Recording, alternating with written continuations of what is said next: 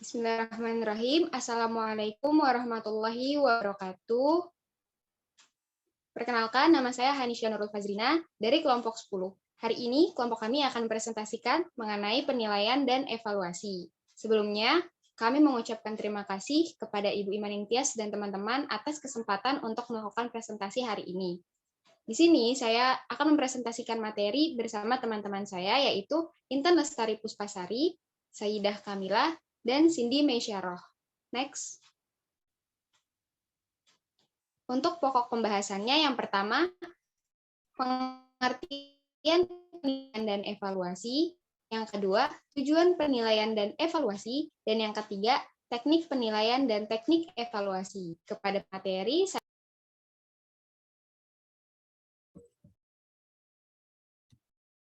pengertian penilaian dan evaluasi.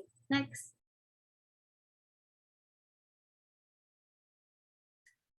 Penilaian. Penilaian adalah kegiatan mengambil keputusan untuk menentukan sesuatu yang dengan ukuran tertentu berdasarkan kriteria dan bersifat kualitatif. Penilaian secara sederhana dapat diartikan sebagai proses pengukuran dan non-pengukuran untuk memperoleh data karakteristik peserta didik dengan aturan tertentu. Penilaian dalam program pembelajaran merupakan salah satu kegiatan untuk menilai tingkat pencapaian kurikulum dan berhasilnya proses pembelajaran. Penilaian dalam konteks hasil belajar diartikan sebagai kegiatan menafsirkan data hasil pengukuran tentang kecakapan yang dimiliki oleh siswa setelah mengikuti beberapa pelajaran. Next. Kemudian evaluasi. Evaluasi adalah kegiatan yang meliputi pengukuran dan penilaian. Menurut bahasa, kata evaluasi berasal dari bahasa Inggris evaluation, yang artinya penilaian atau penafsiran. John M. Chase dan Hasan Stedilai, sedangkan menurut istilah, evaluasi merupakan kegiatan yang terencana untuk mengetahui keadaan suatu objek dengan menggunakan instrumen dan hasilnya dibandingkan dengan tolak ukur untuk memperoleh kesimpulan. Evaluasi juga diartikan sebagai suatu proses merencanakan, memperoleh, dan menyediakan informasi yang sangat diperlukan untuk membuat alternatif-alternatif keputusan. Jadi, untuk melakukan evaluasi dalam suatu pembelajaran, tim evaluator terlebih dahulu melakukan pengukuran dan penilaian terhadap peserta didik, baik dengan instrumen tes maupun non-tes. Lalu dianalisa, maka akan disimpulkan hal apa saja yang perlu dievaluasi. Next.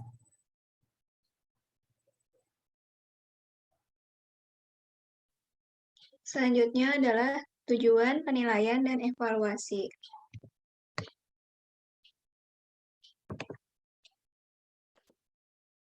Tujuan penilaian. Tujuan dari penilaian hasil belajar tentunya akan sama bersinggungan dengan tujuan evaluasi belajar dan pembelajaran yang dilaksanakan. Dengan mengenali arti penilaian ditinjau dari bermacam segi dan dalam sistem pembelajaran, hingga dengan metode lain bisa dikatakan kalau tujuan ataupun guna penilaian terdapat sebagai perihal. Yang pertama itu sebagai penilaian sebagai selektif, yaitu dengan metode mengadakan penilaian guru, memiliki metode untuk mengadakan pilihan atau evaluasi terhadap partisipan didiknya. Lalu yang kedua itu ada penilaian berperan diagnostik. Apabila perlengkapan yang digunakan dalam evaluasi sudah mulai memenuhi persyaratan, sehingga hasilnya guru dapat mengenali kelemahan partisipan didiknya. Di samping itu, dikenal juga sebab-sebab kelemahan itu. Jadi, dengan mengadakan penilaian, sesungguhnya guru dapat mengadakan diagnosa kepada partisipan didik dengan kebaikan serta kelemahannya. Karena dengan dikenal kelemahan ini, sehingga lebih mudah dicari untuk metode mengatasinya. Lalu yang ketiga itu, penilaian berperan selaku penempatan. Sistem baru yang saat ini dipopulerkan di negeri barat merupakan sistem belajar sendiri, di mana dicoba dengan metode menekuni suatu paket belajar, baik itu berupa materi ataupun paket belajar yang lain. Tiap partisipan didik semenjak lahirnya sudah membawa bakat yang sendiri-sendiri, sehingga pelajaran lebih efisien apabila disesuaikan dengan pembawaan yang didapatnya. Namun, diakibatkan keterbatasan fasilitas serta tenaga pembelajaran yang bertabiat individual kadang-kadang sukar sekali dilaksanakan. Pembelajaran bertabiat melayani perbandingan kemampuan merupakan pengajaran secara kelompok. Untuk dapat menentukan dengan pasti di kelompok mana seorang peserta didik itu harus ditempatkan, maka digunakanlah suatu penilaian. Nah, sekelompok peserta didik yang mempunyai hasil penilaian sama akan berada dalam kelompok yang sama dalam belajar. Lalu yang keempat itu ada penilaian berfungsi sebagai pengukur keberhasilan. Dimaksudkan untuk mengetahui sejauh mana suatu program berhasil diterapkan. Telah disinggung pada bagian sebelum ini, keberhasilan program ditentukan oleh beberapa faktor, yaitu guru, metode atau strategi pembelajaran, media pembelajaran, kurikulum, dan sarana dan sistem administrasi. Selanjutnya, tujuan dari evaluasi. Secara umum, tujuan evaluasi pembelajaran itu adalah untuk mengetahui keefektifan dan efisiensi sistem pembelajaran secara luas. Sistem pembelajaran yang dimaksud di sini itu meliputi tujuan, materi, metode, media, sumber belajar, lingkungan, maupun sistem penilaian itu sendiri.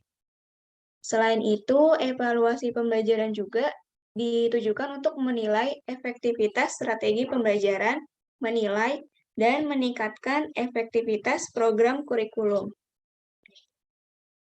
Nah, kalau menurut Sudirman dan kawan-kawan, tujuan penilaian itu dalam proses pembelajaran, yang pertama itu adalah untuk mengambil keputusan tentang hasil belajar, memahami peserta didik, dan memperbaiki dan mengembangkan program pembelajaran. Lalu, menurut si Tenden, tahun 1994 secara sederhana mengklasifikasikan tujuan penilaian itu menjadi satu untuk keeping track, yang kedua checking up, yang ketiga finding out, dan yang keempat summing up. Yang keeping track yang pertama yaitu untuk menelusuri dan melacak proses belajar peserta didik sesuai dengan rencana pelaksanaan pembelajaran yang telah ditetapkan. Lalu yang kedua itu yang checking up, yaitu untuk mengecek ketercapaian kemampuan peserta didik dalam proses pembelajaran dan kekurangan-kekurangan peserta didik dalam mengikuti proses pembelajaran. Yang ketiga yaitu finding out. Maksudnya adalah mencari, menemukan, dan mendeteksi kekurangan, kesalahan, atau kelemahan dari peserta didik dalam proses pembelajaran, sehingga guru dapat dengan cepat mencari alternatif solusinya. Lalu yang keempat itu summing up. Maksudnya adalah menyimpulkan tingkat penguasaan peserta didik terhadap kompetensi yang telah ditetapkan. Nah, hasil penyimpulannya ini dapat digunakan guru untuk menyusun laporan kemajuan belajar ke berbagai pihak yang berkepentingan.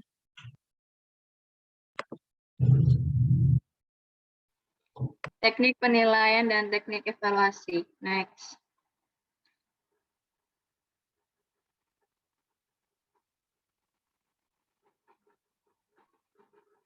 Pada pembelajaran di abad ke-21 ini, guru menerapkan yang pertama penilaian autentik.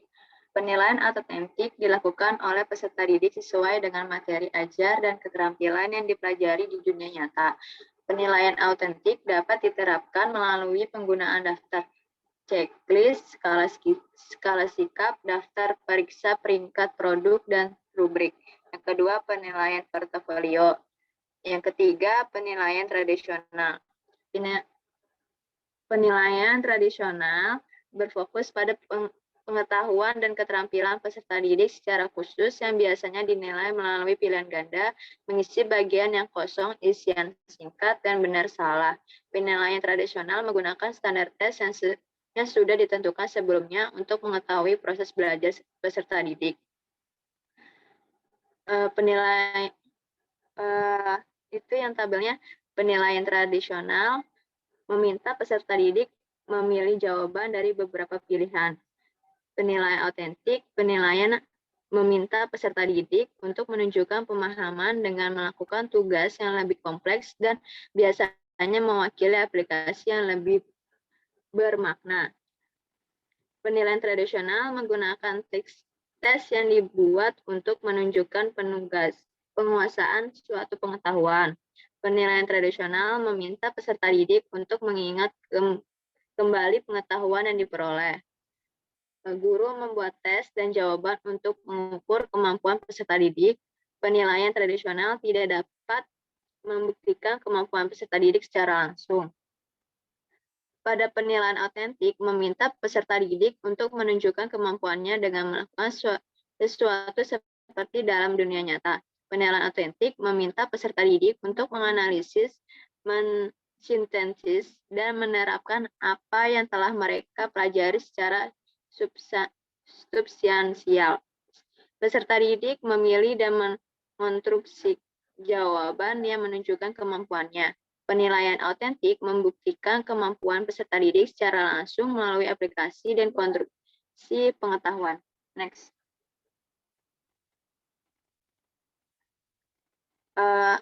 Pada teknik penilaian ada alat penilaiannya. Yang pertama, tes. Sebagaimana yang tertulis dalam Suryagada dan kawan-kawan, yakni dapat diartikan sebagai serangkaian pertanyaan, pelatihan, atau alat lain yang digunakan untuk mengukur keterampilan, pengetahuan, inteligensi, kemampuan, atau bakat yang dimiliki individu atau kelompok. Adapun dua bentuk tes, yakni tes esai dan tes objektif. Tes esai adalah serentetan yang memuat pertanyaan dan jawaban dalam bentuk uraian, pada umumnya menggunakan kata seperti jelaskan, bagaimana pendapatmu, mengapa, dan sebagainya. Yang kedua, tes objektif, yaitu tes yang melalui pemeriksaan yang sama terhadap semua jawaban tes, sehingga dinilai oleh siapapun skor yang dihasilkan akan sama. Tes ini disebut juga dengan short answer test, karena jawabannya pendek dan ringkas. Peserta yang menjawab soal hanya memilih, mengisi, menjodohkan, dan sebagainya, sesuai dengan petunjuk pada soal. Yang kedua ada non-test. Teknik ini biasanya dilaksanakan untuk menilai hasil belajar yang bertautan dengan pandangan, sikap, atau perbuatan. Teknik ini dapat pula mendapatkan informasi mengenai faktor-faktor pendukung dan menghambat pencapaian tujuan pendidikan. Pada non-tes ini terdapat yang pertama observasi atau pengamatan. Salah satu metode dengan mengamati secara teliti dan mencatat sistematis dapat dilakukan di dalam maupun di luar kelas. Observasi di dalam kelas dapat berupa pengamatan guru pada sikap dan perhatian murid selama proses belajar dan mengajar. Sedangkan observasi di luar kelas dapat berupa bagaimana sikap siswa dalam melaksanakan hidup bersih di lingkungan sekolah. Yang kedua, wawancara atau interview. Digunakan untuk mengumpulkan data atau informasi mengenai faktor-faktor yang mempengaruhi pencapaian tujuan belajar, misalnya kondisi kesehatan siswa, kondisi keluarga siswa, dan sebagainya. Yang ketiga, angket dan self-inventory. Angket merupakan daftar pertanyaan yang harus diisi oleh responden. Dalam penilaian pendidikan, angket dapat digunakan untuk mendapatkan informasi keadaan data diri, pengalaman sikap, atau pendapat sejumlah siswa yang banyak. Berdasarkan siapa yang menjawab, angket dibagi menjadi langsung dan tidak langsung. Sedangkan berdasarkan menjawab, angket dibagi menjadi tertutup, terbuka, dan kombinasi. Self-inventory merupakan pengukur sikap, minat, motivasi, dan beberapa psikologis lain yang berkaitan dengan belajar dan prestasi belajar. Self-inventory ini berupa skala Likert, yakni daftar pernyataan yang menyediakan 5-7 pilihan jawaban kategori sangat tidak setuju sampai dengan sangat setuju. Yang keempat, riwayat hidup atau biografi. Gambaran tentang pengalaman hidup seseorang dalam rentang waktu tertentu dengan mempelajari riwayat hidup atau catatan pribadi siswa, guru, atau penilaian dapat menentukan langkah perbaikan ataupun bantuan yang diperlukan. Yang terakhir, sosiometri. Cara penilaian terhadap hubungan sosial bahwa, terutama dalam kelompok atau kelasnya, pelaksanaan teknik sosiometri ini dapat dimulai dengan meminta siswa memilih 2 orang teman yang disukainya dengan menyertakan alasannya. Next.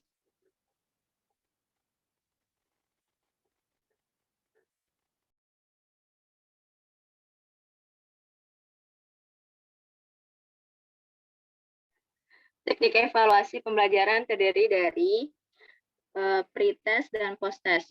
Pre-test dilakukan di awal sebelum penyajian materi yang bertujuan sebagai stimulus dan mengetahui kemampuan peserta didik mengenai materi yang akan disampaikan. Yang kedua, evaluasi diagnostik. Evaluasi diagnostik dilakukan setelah pemaparan suatu materi pelajaran. Evaluasi ini dilaksanakan pada siswa yang dikira mengalami hambatan dalam memahami materi pelajaran tertentu. Tujuan evaluasi ini dapat mengidentifikasi dan menelaah kelemahan peserta didik beserta penyebabnya. Yang ketiga, evaluasi selektif. Evaluasi selektif bertujuan untuk memilih peserta didik yang tepat atau sesuai dengan persyaratan suatu kegiatan tertentu. Yang keempat, evaluasi penempatan. Evaluasi penempatan bertujuan untuk mengklasifikasi peserta didik berdasarkan karakteristiknya dalam kesiapannya untuk mengikuti proses pembelajaran. Alat penilaian yang dapat digunakan dalam evaluasi ini adalah tes, sehingga sering dikenal dengan tes penempatan. Sebenarnya dapat pula menggunakan non-tes, yakni wawancara dan self-inventory. Yang kelima, evaluasi formatif. Evaluasi ini disebut sebagai ulangan yang diadakan di akhir penyampaian modul.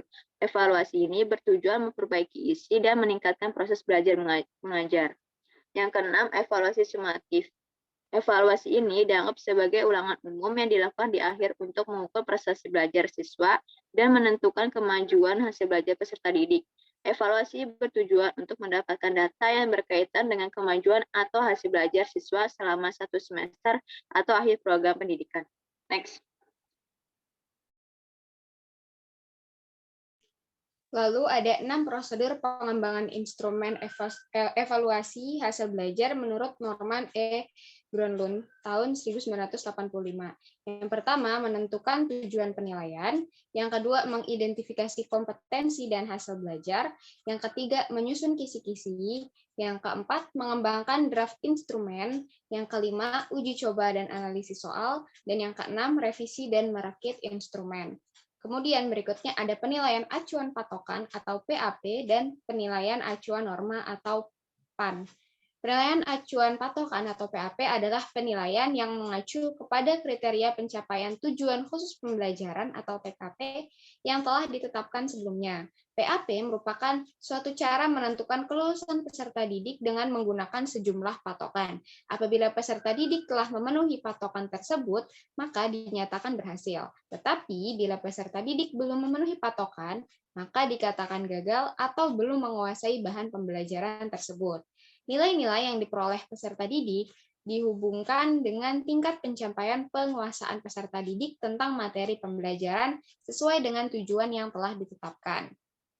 Lalu untuk penilaian acuan norma atau PAN adalah penilaian yang dilakukan dengan mengacu pada norma kelompok atau nilai-nilai yang diperoleh peserta didik dibandingkan nilai peserta didik lain dalam kelompok tersebut. Dengan kata lain, PAN merupakan sistem penilaian yang didasarkan pada nilai sekelompok peserta didik dalam satu proses pembelajaran sesuai dengan tingkat penguasaan pada kelompok tersebut. Artinya, pemberian nilai mengacu pada perolehan skor pada kelompok itu. Next. Yang berikutnya ada perbedaan PAP dan PAN. Yang pertama, PAP atau CRT, yaitu standar performance ditentukan dalam bentuk tingkah laku. Yang kedua, pengukur performance dalam menempuh tes didasarkan pada standar performance yang telah ditetapkan. Yang ketiga, distribusi nilai tidak menyerupai kurva normal. Dan yang keempat, didasarkan pada batas kelulusan atau KKM. Lalu untuk PAN atau penilaian acuan norma yaitu standar performance didasarkan pada jumlah pertanyaan yang dijawab benar oleh siswa dihubungkan dengan siswa lain yang menempuh tes tersebut. Yang kedua, prestasi siswa adalah 80% dari siswa lain. Yang ketiga, penilaian didasarkan pada apa adanya hasil prestasi siswa. Dan yang keempat, perolehan nilai berdasarkan pada kelompok atau kelas. Next. Baik, saya akan membacakan kesimpulan dari materi ini. Pada hakikatnya, proses belajar tidak akan pernah berhenti meskipun penilaian dan evaluasi telah dilakukan. Penilaian dan evaluasi dirancang dalam proses pembelajaran agar pembelajaran berikutnya bisa berkembang lebih baik lagi di segala aspek. Penilaian dan evaluasi menjadi tolok ukur keberhasilan suatu pembelajaran. Penilaian dan evaluasi sangat bermanfaat bagi setiap subjek yang terlibat. Bagi peserta didik, penilaian dan evaluasi memaparkan hasil belajar yang telah mereka lakukan. Bagi guru, penilaian dan evaluasi menjadi cerminan keberhasilan atas berlangsungnya pembelajaran yang telah dirancang.